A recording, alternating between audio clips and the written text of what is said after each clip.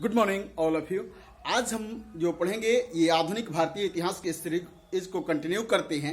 और पिछले क्लासों में हम लोगों ने देखा कि उत्तर मुगल काल में मुगल साम्राज्य से कैसे धीरे धीरे बंगाल, हैदराबाद, अवध, कर्नाटक, बुंदेलखंड जैसे क्षेत्र जो है स्वतंत्र होने लगे हैं। और ये फिर मराठाओं का उदय हुआ और ये सभी राज्य मुगल साम्राज्य के से अलग होकर एक स्वतंत्र पहचान बनाती हैं। तो ये सारी चीजें हम लोगों ने देखी थी पिछली क्लासों में। देखा कि किस तरह से मुगल साम्राज्य का पतन हो रहा है और कैसे अवध, बंगाल, हैदराबाद, मैसूर, कर्नाटक और बुंदेलखंड जैसे राज्यों का उदय होता है। और इसी में मराठा साम्राज्य का उदय होता है। सिख धर्म को हम लोगों ने पढ़ा और देखा कि किस तरह से अंग्रेजी कंपनी इन मुगल साम्राज्य से स्वतंत्र होने वाले राज्यों को कैसे हड़प कर अपने में मिला लेती है। अब मराठाओं को जीत कर अपने मिला लिया, हैदराबाद को जीत कर मिला लिया, मैसूर, बंगाल, प्लासी के युद्ध और बक्सर के युद्ध के बाद बंगाल को जीत कर मिला लिया। ये सभी बातें हम लोगों ने पिछली आधुनिक भारतीय ये इतिहास की जो सीरीज चल रही थी उसमें पिछली क्लासों में अध्ययन किया। अब ये प्रश्न होता है कि जो ये अंग्रेज जो बंगाल को जीत कर मिला लेते हैं, प्लासी के युद्ध लड़ते हैं, बक्सर का युद्ध लड़ते हैं, इलाहाबाद की सहायक संधि करते हैं, मैसूर को जीत लेते हैं, उसके बाद से ये हैदराबाद के निजाम के साथ समझौता करते हैं, सहायक संधि लादकर इसे जो है ईस्ट इंडिया कंपनी अपने साम्राज्य में मिला लेती है। इसी तरह से अवध को मिला लेती है। तो आखिर ये ईस्ट इंडिया कंपनी है कौन, ये आई कब, ये प्रश्न आप लोगों के दिमाग में होता होगा। तो आज हम यूरोपीय कंपनियों का भारत में आगमन पढ़ेंगे और देखेंगे कि किस तरह से भारत में यूरोपीय कंपनियां किन परिस्थितियों में आती है, इनके आने का क्रम क्या है और कंपनी की स्थापना का क्रम क्या है, और धीरे धीरे ये कंपनियां आपस में कैसे फाइट करती हैं और इन कंपनियों के फाइट में किस तरह से ईस्ट इंडिया कंपनी आगे निकलती है और सभी यूरोपीय कंपनियों के व्यापार को भारत में सीमित कर देती है, भारत से उनके व्यापार को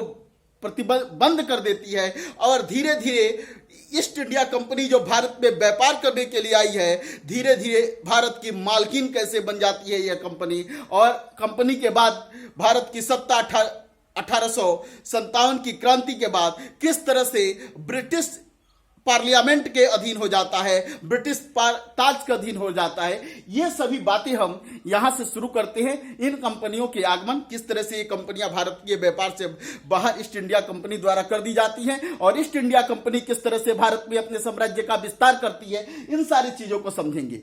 अब देखिए कि यूरोपीय कंपनियों का आगमन भारत में जब हो रहा है, किन परिस्थितियों में हुआ, क्यों ये कंपनियां भारत में आई, ये समझें। हम जानते हैं कि प्राचीन काल से भारत का व्यापार लगभग 5000 वर्ष पुराने प्राचीन से भारत का व्यापार यूरोप से चलता रहा। सिंधु घाटी सभ्यता के काल में भी हमारा व्यापार यूरोप, मेसोपोटामिया, चीन आदि देशों से होता रहा। साथ ही साथ जब हम मौर्योत्तर काल में जब आते हैं, यानी कि पोस्ट मौर्य दौर में जब हम आते हैं, तो ये देखते हैं कि इस समय व्यापार काफी डेवलप हो रहा है और इस समय हमारा व्यापार रोम से है।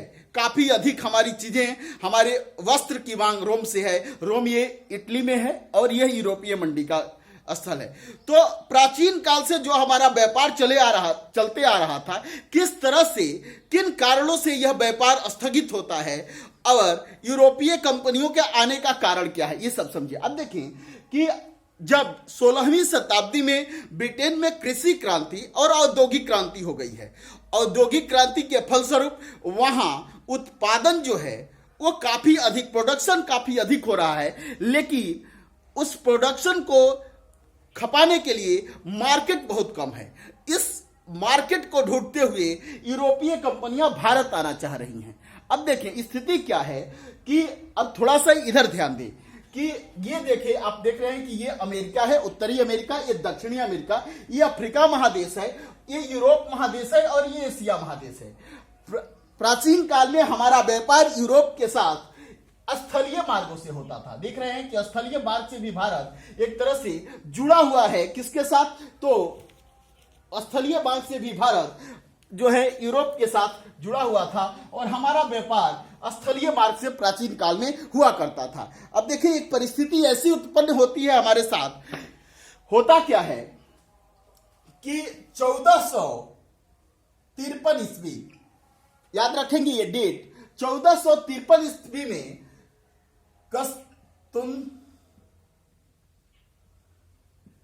कस्तुनतुनिया पर तुर्की का अधिकार हो जाता है। किसका? तुर्की का। तुर्की के लुटेरों का अधिकार इस कस्तुनतुनिया पर हो जाता है।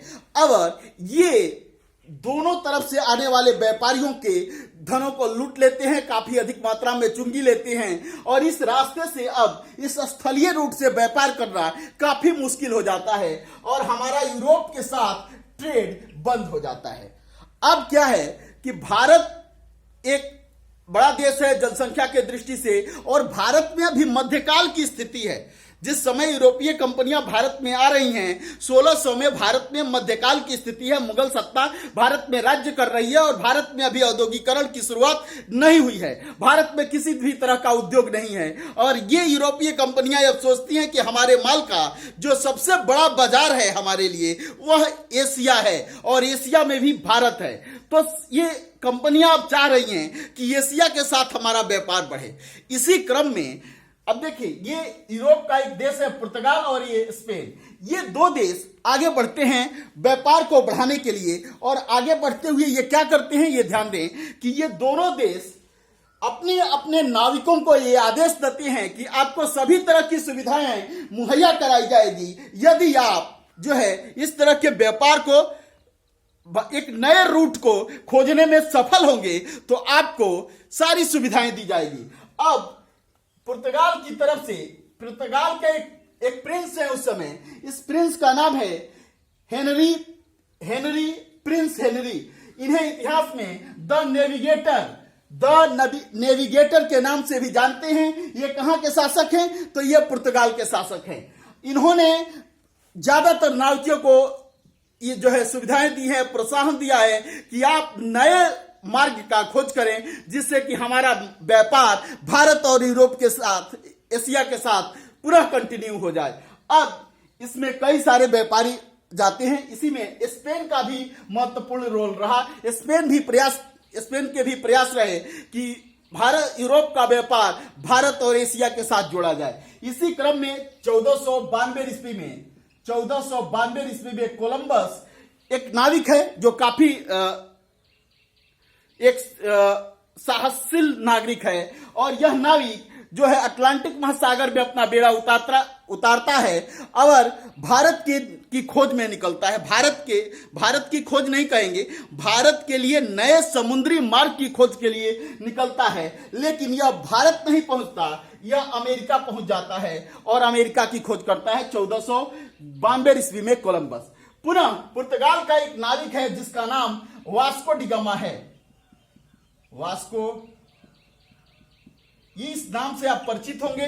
1498 ईस्वी में यह पुर्तगाल से प्रिंस हेनरी के प्रयासों से यह एक नए मार्ग की खोज के लिए निकलता है। गुजरात का एक अब्दुल्ला नामक व्यापारी है जो इसका सहयोग करता है और यह अटलांटिक महासागर का चक्कर लगाते हुए, पूरे अफ्रीका महादेश का चक्कर लगाते हुए केप ऑफ गुड होप, ये प्रश्न आपसे काफी एग्जामों में पूछे जाते हैं, कई बार पीसीएस के एग्जामों में पूछे गए और यूपी पीजीटी टीजीटी के एग्जामों में तो ये प्रश्न होते ही हैं कि केप ऑफ गुड होप कहां है? तो अफ्रीका में। किस महासागर में? अटलांटिक और हिंद महासागर। अब देखिए केप ऑफ गुड होप का चक्कर लगाकर यह भारत के मालाबार तट पर पहुंचता है 1498 ईस्वी में कोलंबस, याद रखेंगे। और यहाँ के जो शासक हैं वो जमोरिन हैं। जमोरिन ने इसका भव्य स्वागत किया है। इसके विषय में हम अगली क्लासों में पढ़ेंगे। अभी ये समझ लिए कि किन परिस्थितियों में इन यूरोपीय कंपनियां भारत आ रही हैं। यूरोप में औद्योगिक क्रांति हो चुका है। उस उद्योगों से उत्पादित प्रोडक्शन मालों को जो है खपाने के लिए एक बाजार की जरूरत है और इस बाजार की खोज यूरोपीय देश कर रहे हैं। अब इसके लिए बहुत बड़ा बाजार एशिया और भारत है। भारत के रास्तों पर जो प्राचीन काल से जो स्थलीय रूट था, कुस्तुनतुनिया वाले क्षेत्र पे जो है तुर्की का आधिपत्य हो गया है। तुर्की के लुटेरे व्यापारियों को लूट लेते हैं, इसलिए यह मार्ग यूरोप और एशिया के साथ व्यापार के लिए प्रतिबंधित हो गया है। इसलिए इस यूरोप के शासकों ने पुर्तगाल और विशेषकर पुर्तगाल और स्पेन के शासकों ने नए मार्ग की खोज के लिए अपने नाविकों को बढ़ावा दिया और इन्हीं के फलस्वरूप 1498 ईस्वी में अटलांटिक महासागर होते हुए जो है Africa cap of good hope का चक्कर लगाते हुए वास्को डी गामा भारत पहुंचता है। अब देखिए, ये है भूमध्य सागर और ये है लाल सागर। भूमध्य सागर और लाल सागर के साथ आने वाले समय में 1669 ईस्वी में एक सुएज नहर का निर्माण हो जाएगा और इस रास्ते से भी हमारा व्यापार जो है शुरू हो जाएगा यूरोप के साथ। अब देखेंगे कि प्रश्न यहां से पूछता है कि यूरोपीय कंपनियों के आगमन का क्रम बताएं। तो ध्यान दें, यहां से बहुत सारे एग्जाम में यूपीपीसीएस में कई बार पूछे गए। यदि अभी आप ये बिहार स्टेट का एग्जाम दे रहे होंगे तो इतिहास सब्जेक्ट में इन कंपनियों के आगमन, कंपनियों की स्थापना का क्रम पूछा था कि इन कंपनियों की स्थापना का क्रम बताएं। अब बहुत सारे एग्जामों में प्रश्न पूछता है कि इन कंपनियों के आगमन का क्या क्रम था, यानी कि ये कंपनियां भारत में किस क्रम में आई। तो ध्यान दें, सबसे पहले पुर्तगाली आए 1498 ईस्वी में। क्लियर हुआ। पुर्तगालियों के बाद भारत में डच आते हैं 1595 ईस्वी में। डचों के बाद अंग्रेज आते हैं 1600 में। डेनिश आते हैं 1616 में। फ्रांसीसी आते हैं 1664 ईस्वी में और स्वीडिश आते हैं 1631 ईस्वी में। भारत में इन कंपनियों के आगमन का क्रम है पुर्तगाली, डच, अंग्रेज, डेनिश, फ्रांसीसी, स्वीडिश। ये 6 कंपनियां हैं। सबसे पहले याद रखेंगे आप पुर्तगाली से ज्यादातर, तो पहले बार पुर्तगाली आ गया, उसके बाद डच आते हैं, उसके बाद अंग्रेज आते हैं, अंग्रेज के बाद डेविस आते हैं, डेनिशवासी आते हैं, उसके बाद से फ्रांसीसी और स्वीडिश। ये कंपनियों के आगमन का कब आया? 1498 में पुर्तगाली आए, 1595 में डच आते हैं, 1600 में अंग्रेज, 1616 में जो है डेनिश आते हैं, फ्रांसीसी 1664 में और स्वीडिश जो है 1731 ईस्वी में भारत आते हैं। अब देखिए, इन कंपनियों के, ये तो आगमन का क्रम है, लेकिन इन कंपनियों के स्थापना, ये कंपनियां कब स्थापित हुई भारत में, इसका क्रम भी पूछता है। तो पुर्तगाली 1498 में ये कंपनी स्थापित हुई। इसमें मात्र एक क्रम बदलता है। अंग्रेज जो हैं, जो तीसरे स्थान पर थे, इसमें तीसरे नंबर पाए हैं, वो दूसरे स्थान पर हो गए कंपनी के स्थापना में जो है। उसके बाद से आप देखेंगे ये डच हैं। डचों ने 1602 ईस्वी में अपनी कंपनी स्थापित की। डेनिश ने 1616 में, फ्रांसीसी 1664 में और स्वीडिश 1731 ईस्वी में। तो आप केवल और केवल आगमन के क्रम में ये याद रखेंगे कि पहले डच आए, उसके बाद से अंग्रेज आए। पहले स्थान डचों का आगमन में रहा और जो है उसके बाद अंग्रेज, यानी तीसरे स्थान पर अंग्रेज भारत आते हैं आने के क्रम में। लेकिन कंपनी स्थापना क्रम में जो है अंग्रेज जो है डचों से पहले हो गए। पुर्तगाली, अंग्रेज, डच, डेनिश, फ्रांसीसी और स्वीडिश। अब इसका कारण था कि जो डच आए ना, वो भारत में न आकर भारत का भ्रमण किया, उसके बाद से वो इंडोनेशिया चले गए और इंडोनेशिया से आकर यहाँ कंपनी स्थापित करने में उन लोगों को समय लग गया। उसके पहले अंग्रेज भारत में कंपनी अपनी स्थापित कर चुके थे। तो ये आप समझ गए कि आगमन का क्रम क्या है और स्थापना का क्रम, ये याद रखेंगे। बहुत सारे एग्जामों में प्रश्न पूछे जाते हैं, सीटेट, यूपीपीसीएस, यूपीएससी आदि एग्जाम देंगे तो वहां आपसे प्रश्न पूछता है कि कंपनी के आगमन का क्रम बताएं। तो पुर्तगाली, डच, अंग्रेज, डेनिश, फ्रांसीसी और स्वीडिश, ये याद रखेंगे। समय याद करना होगा, केवल आप 1498 याद रखेंगे पुर्तगाली।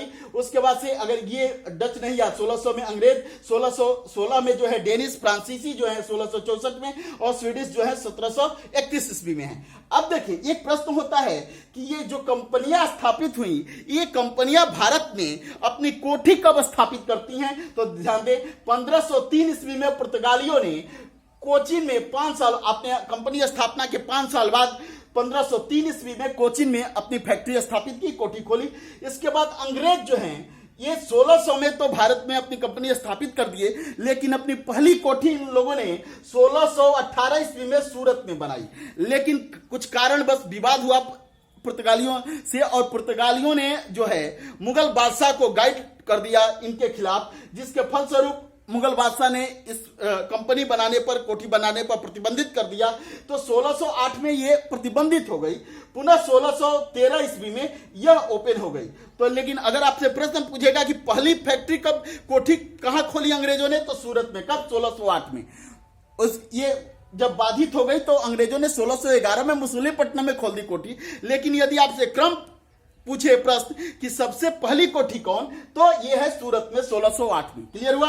अब देखिए डचों ने अपनी पहली कोठी कहां खोली, तो मसूलीपट्टनम में। 3 साल बाद 1605 ईस्वी में डचों ने मसूलीपट्टनम में अपनी कोठी खोल दी।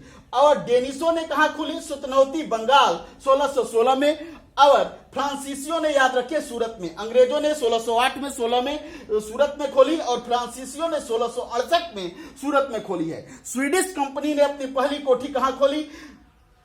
गोहनबर्ग में इसने पहली फैक्ट्री अपनी खोली। तो मुझे विश्वास है कि आज आप लोग कंपनियों के आगमन का क्रम और कंपनियों की स्थापना का क्रम और कंपनियों ने पहली फैक्ट्री कहां खोली, ये आप याद कर गए होंगे। किन परिस्थितियों में ये कंपनियां भारत आती हैं, ये भी आप लोगों ने समझा। क्यों नए मार्ग की आवश्यकता पड़ी, नए मार्ग की खोजने की क्यों आवश्यकता पड़ी, ये भी आप लोगों ने समझा। अब अगली क्लास में हम एक एक करके इन कंपनियों के विषय में पढ़ेंगे। पुर्तगाली, डच, अंग्रेज, डेनिश, फ्रांसीसी और स्वीडिश, किस तरह से ये कंपनियां अपने राज्य का विस्तार करती हैं भारत में, और कैसे किस तरह ईस्ट इंडिया कंपनी धीरे धीरे इन कंपनियों पर अंकुश लगाने लगती है और धीरे धीरे इन्हें भारत के व्यापार से बाहर कर देती है। तो अगली क्लासों में हम ये जारी करेंगे। पहले पुर्तगाली पढ़ेंगे, फिर अंग्रेज, डच, ऐसे पढ़ेंगे। That's all. थैंक यू, धन्यवाद।